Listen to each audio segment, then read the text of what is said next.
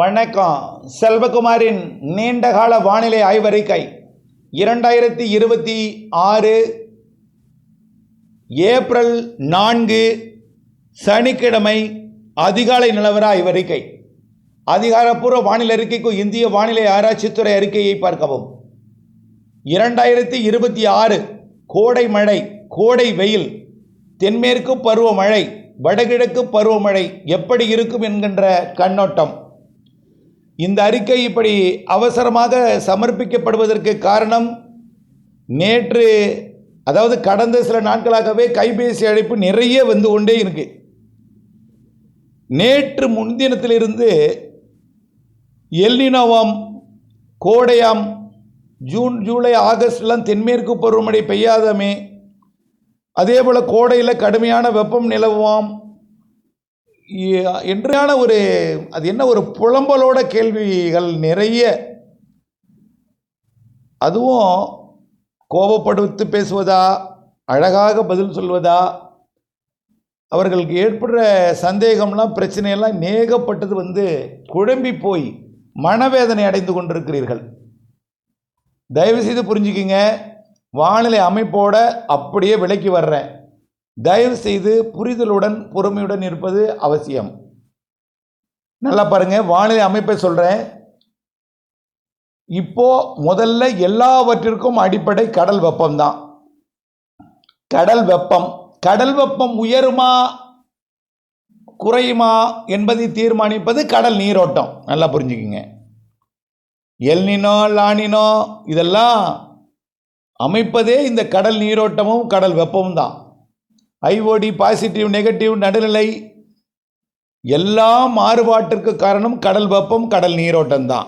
ஓகேயா? சரி, அடுத்தது இந்த எம்ஜிஓ இதெல்லாம் அது என்ன சொல்றதுன்னா, கிட்டத்தட்ட ஒரு 25 வருடங்களுக்கு முன்பே எம்ஜிஓலாம் அறிந்த ஒன்று தான். அதே போல அனைத்து கண்ணை கட்டி காட்டில் விட்டது போல் இருந்த லானினா எல்னினோவிற்கு விளக்கம் கொடுத்ததே, தனியாக ஒரு அறிக்கை போட்டதே முதல்ல எப்படின்னா 2014 2014 2014-15 முதல்ல எல்னினோ லானினோ குறித்த ஒரு விளக்கமான அறிக்கை கொடுத்ததும், அப்போது ஒரு சில ஆண்டுகள் மழை பற்றாக்குறை இருக்கும் என்பதை அறிவிக்க கொடுத்ததும் 2016 கொடுத்ததும், பல்வேறு புயல்களுக்கு அதற்கப்புறம் வந்த வானிலை மாறுதலெல்லாம் புயல்களுக்கு காரணமாக இருந்ததையும் முன்கூட்டியே அறிவித்திருந்தோம். சரி, இப்போ எப்படி இருக்குது கடல் வெப்பம், கடல் நீரோட்டம் அப்படிங்கிறத முதல்ல பார்ப்போம். நாம் ஏற்கனவே சொன்னதையும் இப்போ சொல்கிறேன். கடல் வெப்பம் மிக வேகமாக உயர்கிறது என்று சொன்னோம். கடந்த வடகிழக்கு பருவமழை காலத்தில் கடல் வெப்பம் மிகவும் குறைந்து விட்டதை நீங்கள்லாம் அறிந்தீர்கள். அரபிக்கடலில் கடல் வெப்பம் மிகவும் குறைஞ்சிருச்சு. 26 டிகிரிக்கு கீழே போயிடுச்சு. உங்களுக்கெல்லாம் தெரியும். வங்கக்கடலையும் 26 டிகிரிக்கு போணுச்சு. கொஞ்சம் நிலநடுக்கோட்டு இந்திய பெருங்கடலில் இருந்த வெப்பத்தை வைத்து இலங்கை வரை நிகழ்வு வந்தது, மழை பொழிவை கொடுத்ததெல்லாம் நாம் அறிவித்திருந்தோம். அதுக்கப்புறம் கடல் நீரோட்டம் நிலநடுக்கோட்டு இந்திய பெருங்கடலில் வலுவாகி கொண்டிருக்கிறது என்று சொன்னோம். அதுலேயும் தெற்கு அரபிக்கடல் பகுதியில், அதாவது நிலநடுக்கோட்டு இந்திய பெருங்கடல் அரபிக்கடலுக்கு தெற்கே வலுவாகி கொண்டிருக்கிறது நீரோட்டம், அரபிக்கடல் வெப்பத்தை உயர்த்தி கொண்டிருக்கிறது என்று சொன்னோம். அதுக்கப்புறம் என்ன சொன்னோம்? 26, 27 ஆகிட்டு, 28 ஆகிட்டு, 29 ஆகிட்டு, 30 ஆகிவிட்டது கேரள கடலோரம் என்று சொன்னோம். இன்றைக்கி என்ன தெரியுமா கேரள கடலோரம் வெப்பம்? 31. இது வரைக்கும் இல்லாத வெப்பம் அரபிக்கடலிலே, குறிப்பாக குமரி கடல் முதல் கர்நாடக கடலோரம் வரைக்கும் கேரள கடலோரத்தில் 31 டிகிரி செல்சியஸ் லட்சத்தீவிற்கும் கேரளாவிற்கும் இடைப்பட்ட பகுதி 31 டிகிரி செல்சியஸ் வெப்பம். சரி, இதோடு நிற்குமா?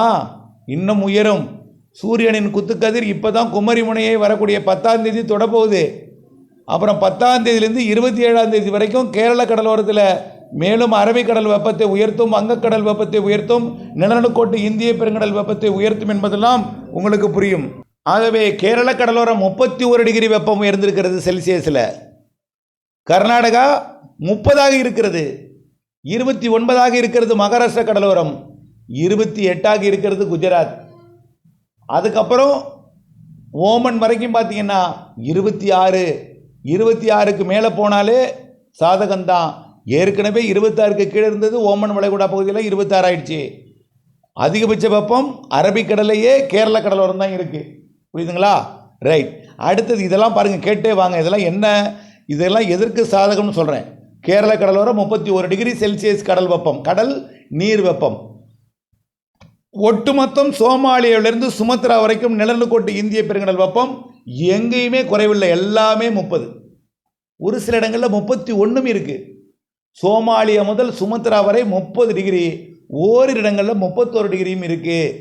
தமிழ்நாட்டு கரையோரம் 30, 29 ஆந்திர பிரதேசம், 28, 27 இருக்கிறது ஒடிசா, மேற்கு வங்கத்தை ஒட்டி 27 இருக்குது.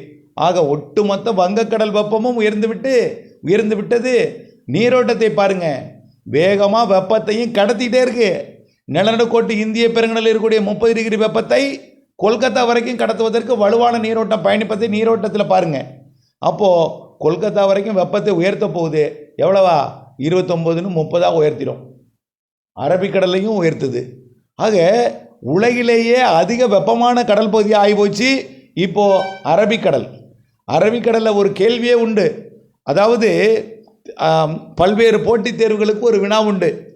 அரபிக்கடலில் ஏன் புயல்கள் உருவாவதில்லைன்னு ஒரு கேள்வி உண்டு. குறைந்த வெப்பமாக இருக்கும் அதனால தான். ஆனால் அரபிக்கடல் வெப்பம் தான் இப்போ அதிகமாகிடுச்சு, தலைகீழாக மாறிடுச்சு.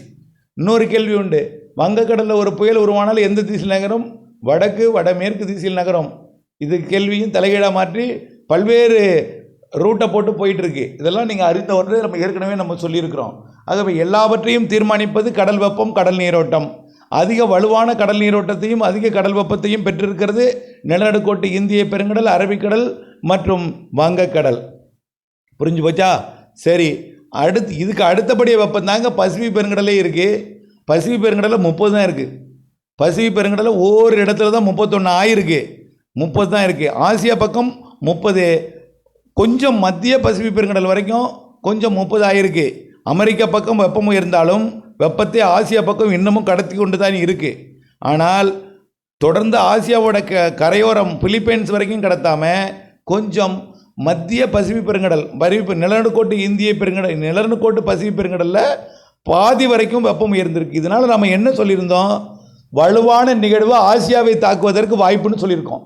ரொம்ப தொலைவில் நிகழ்வு உருவாகி தொலைவிலேயே தீவிரமடைந்து அடிக்கடி சூப்பர் புயல்கள் சீனாவையும் தைவானையும் பிலிப்பைன்ஸையும் ஹாங்காங்கையும் வியட்நாம், கம்போடியா, லாவோஸ், தாய்லாந்து போன்றவற்றையும் தாக்குவதற்கு ஏற்ற ஆசிய கடல் வெப்பம் உயர்ந்திருக்கு. புரியுதுங்களா? இப்போ வரைக்கும் லானினா தான் நடுநிலையாக மாறலாம்னு தான் சொல்லியிருக்கோம். இப்போ வரைக்கும் எல்னினோ உருவாவதற்கு சாதகம் இருந்தாலும் நடுநிலையாக இருப்பதற்கே அதிக வாய்ப்பு. புரியுதுங்களா? அதனால் ஆசியா பக்கம் வெப்பம் உயர்ந்திருக்கு. அமெரிக்க பக்கம் வெப்பம் உயர்ந்திருந்தாலும் ஆசியா பக்கம் கடத்தி கொண்டு வருவதை நீரோட்டத்தை உற்று பார்த்தால் புரியும். ரைட். அடுத்தது, இவையெல்லாம் எதற்கு சாதகம்? பசிபிக் பெருங்கடலில் நிகழ்வு உருவாகி வங்கக்கடலுக்கு வரலன்னா கூட வங்கக்கடல் அரபிக்கடல் நிகழ்வே வலுவான நிகழ்வை வெப்பமே வலுவான நிகழ்வை உருவாக்குவதற்கு சாதகமாக இருக்குது. புரியுதுங்களா? அப்போது பசிபிக் பெருங்கடல் நிகழ்வு வந்தாலும் மழை உண்டு, வரலனாலும் மழை உண்டு. தென்மேற்கு பருவமழை, அதாவது கோடை மழையில் நம்ம ஏற்கனவே நிகழ்வு இருக்குன்னு சொல்லியிருக்கிறோம். நல்லா புரிஞ்சுக்குங்க. ஏப்ரல் மாத இறுதியில் வங்கக்கடலில் நிகழ்வு ஒன்று உண்டு. ஆனால் அந்த நிகழ்வு தமிழ்நாட்டு கரையை நெருங்குமாங்கிறது சந்தேகம். ஆனால் நிகழ்வு ஒன்று உண்டு, ஆய்வில் இருக்குது. அதே போல் அரபிக்கடல்லையும் இந்த வருடம் மே மாதத்தில் ஒரு நிகழ்வு உருவாக வாய்ப்பு இருக்குது. 2 நிகழ்வு, பெயர் வைக்கக்கூடிய நிகழ்வு தென்மேற்கு பருவமழை தொடங்குவதற்கு முன்பே அரபிக்கடலில் ஒன்றும் வங்கக்கடலில் ஒன்றும் உருவாவதற்கு வாய்ப்பு இருக்குது. தென்மேற்கு பருவமழை தொடங்கும் போது கூட ஒன்று உருவாகலாம், ரெண்டாவது இது. அது எது எப்படியோ நிகழ்வு உருவாவதற்கு கடல் சாதகம், மழையை நிறைய தருவதற்கு சாதகம். அது எங்கே கரை கிடக்குதோ அங்கே பாதிக்கும் மழை பிடிப்பை கொடுக்கும். அதெல்லாம் நம்ம ஏற்கனவே சொல்லியிருக்கிறோம். நாட்டில் பருவமழைக்கு பற்றாக்குறை இருப்பதாக எனக்கு தெரியவில்லை. அரபிக்கடல் வெப்பம் குறைந்தால் மட்டுமே கடல் நீரிலிருந்து நீராவி வெளியேற்றம் குறையும். நீராவி வெளியேற்றம் குறைந்தால் என்னாகும்? நீராவி வராது, தென்மேற்கு பருவமழை சரியாக பொழியாது. மேற்கு தொடர்ச்சி மலையால், மரங்களால் குளிர்விக்கப்பட்டு, நல்லா புரிஞ்சுக்கிங்க, மேற்கு தொடர்ச்சி மலையில் நீராவி வந்து மோதி அங்கே இருக்கக்கூடிய மரங்கள் தான் இந்த மேகத்தை, அந்த நீராவியை நீராக மாற்றி மழையாக பொழியும். ஆகவே அந்த நீராவி வெளியிடுவது அரபிக்கடலையும் நிலநடுக்கோட்டு இந்திய பெருங்கடல் அரபிக்கடலுக்கு தெற்கையும் நல்லா வெப்பம் உயர்ந்து கொண்டிருக்கிற காரணத்தினாலே சூரியன் குத்துக்கதிர் இனிமேல் தான் அரபிக்கடலுக்கே வரப்போகுது. இன்னும் வெப்பம் உயரும் என்பதனால கண்டிப்பாக நீராவி, கூடுதல் நீராவி வெளியிடும், நீரை கொண்டு வந்து ஏற்றும். மழைப்பொழிவில் பற்றாக்குறை இருப்பதாக தெரியவில்லை. ஆகவே முன்கூட்டியே பருவமழை மே மாத இறுதியிலேயே தொடங்கலாம். நம்ம சொல்லியிருக்கிறோம் ஏற்கனவே. கோடையில் இப்போ நேற்றைக்கு மழை, இடிமழை இப்போ தொடங்கும்னு சொன்னோம், தொடங்கிருச்சு. திருநெல்வேலி, தென்காசி, கன்னியாகுமரி மாவட்டம் தொடங்கி கிருஷ்ணகிரி வரைக்கும் கூட, அஞ்சட்டி வரைக்கும் கூட மழை பொழிஞ்சிருக்கு.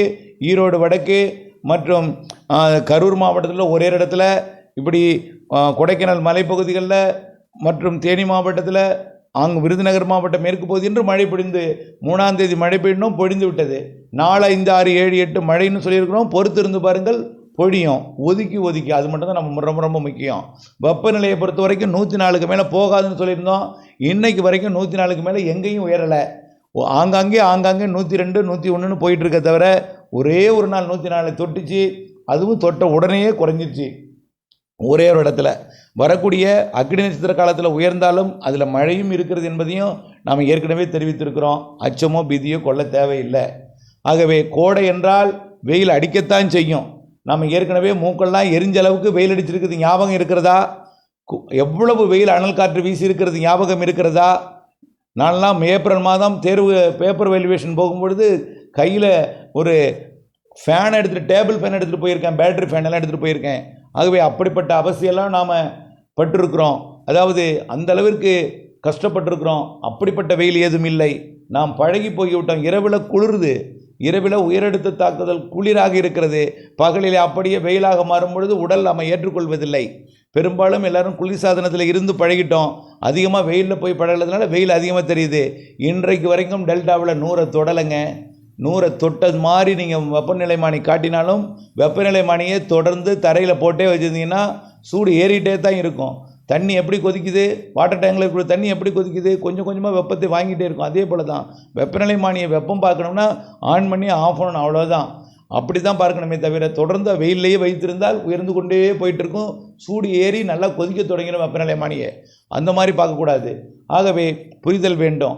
ஆகவே இதுவரைக்கும் வெப்பம் என்பது உள்ளே 102, 103, 104 வரைக்கும் போயிருக்கு. ஒரு சில இடத்துல 101, 100 தொடர்ந்து இருந்துகிட்டு இருக்குது சில இடங்களில் என்பதையும் கடந்த சில நாட்களாக 38.5, அதாவது 101 டிகிரி ஃபாரன்ஹீட் வெப்பம் எட்டி இருக்கிறது என்பதையும் தெரியப்படுத்த விரும்புகிறேன். இதனிடையே கடும் வெப்பத்துக்கிடையே மாலை இரவு இடிமழை பொழிவு கொடுப்பது போல இந்த மாத இறுதியில் தாழ்வு சுழற்சிகள் வந்து மழை பொழிவு கொடுப்பதற்கு வாய்ப்பு இருக்குது.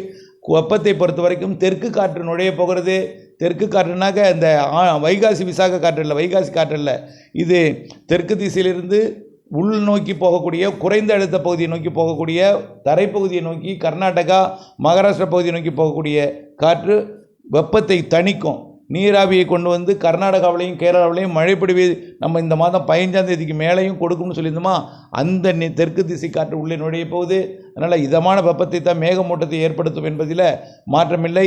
வெயில் குறைவாக இருந்தாலும் புழுக்கம் இருக்கும், வேர்வை இருக்கும். அதான் நம்ம சொல்லிகிட்டே இருக்கோம். பொதுவாக தென்மேற்கு பருவமழையை பொறுத்த வரைக்கும் முன்கூட்டியே தொடங்கலாம். ஒரு வலுவான நிகழ்வோடு தொடங்கும். வலுவான நிகழ்வு கேரளாவுக்கு மழைப்பொழிவை கொடுக்காமல் லட்சத்தீவுக்கு மட்டும் மழைப்பொழிவு கொடுத்தால் அது தொடங்கியதாக அறிவிக்கப்படாது. அடுத்த நிகழ்வு உருவாகும் உடனடியாக. பின்னாடியே ஜூன் முதல் வாரத்தில் அது தென்மேற்கு பருவமழையை தொடக்கிடும். ஆக முதல் நிகழ்வு தென்மேற்கு பருவமழையை தொடக்குமா, 2வது நிகழ்வு தென்மேற்கு பருவமழையை தொடக்குமா என்பது தான் இப்பொழுதைய கேள்விக்குறி. அடுத்தடுத்த நிகழ்வு அரபிக்கடலில் உருவாகும். இந்த வருஷம் அரபிக்கடலையும் நிகழ்வு உருவாகும், வங்கக்கடலையும் நிகழ்வு உருவாகும். வங்கக்கடல் நிகழ்வு தென்மேற்கு பருவக்காற்றை ஈர்த்து மழைப்பொழிவை கொடுக்கும். அதில் எந்த மாற்றமும் இல்லை. ஆக கடந்த ஆண்டு போலவே மழை இருக்குது. தென்மேற்கு பருவமழை என்பதை நீங்கள் புரிந்து கொள்ள வேண்டும். ஆகவே தயவு செய்து பொறுத்திருங்கள். குழப்பமோ அச்சமோ பீதியோ கொள்ள தேவையில்லை. வடகிழக்கு பருவமழை இந்த வருஷம் நிறைய இருக்குது. நல்லா புரிஞ்சுக்கணும். கடல் வெப்பம் குறைந்தால் மட்டும்தான் நிகழ்வு உருவாகாது. கடல் வெப்பம் ஏறிட்டே இருக்கிற காரணத்தினால தொடர்ந்து தென்மேற்கு பருவமழை காலத்திலேயே கடல் வெப்பம் இப்படி இருந்துச்சுன்னா தென்மேற்கு பருவமழை முடிஞ்சு வடகிழக்கு பருவமழை வரைக்கும் தமிழ்நாட்டு கரையோரத்தில் எந்தவித சிஸ்டமும் வராது ஜூன், ஜூலை, ஆகஸ்ட்டில். அதனால் வெப்பம் உயர்ந்துகிட்டே தான் இருக்கும். அப்போ அது வடகிழக்கு பருவமழைக்கு நிகழ்வுகளுக்கு வலுவான நிகழ்வுக்கு வலுவான மழைக்குத்தான் சாதக அமைப்பை ஏற்படுத்தும் என்பதனால் வடகிழக்கு பருவமழை 2026 மிக சிறப்பாக இருக்கிறது என்பதை தெரியப்படுத்த விரும்புகிறேன். தயவுசெய்து மழை பற்றாக்குறை இருக்கும் என்ற அச்சமோ பீதியை ஏற்படுத்தி கொள்ள தேவையில்லை. தொடர்ந்து வானிலை அப்டேட்ஸோடு மட்டும் இணைந்திருந்து வானிலை இருந்து விவசாயம் செய்திட அன்போடு கேட்டுக்கொள்கிறேன். நன்றி.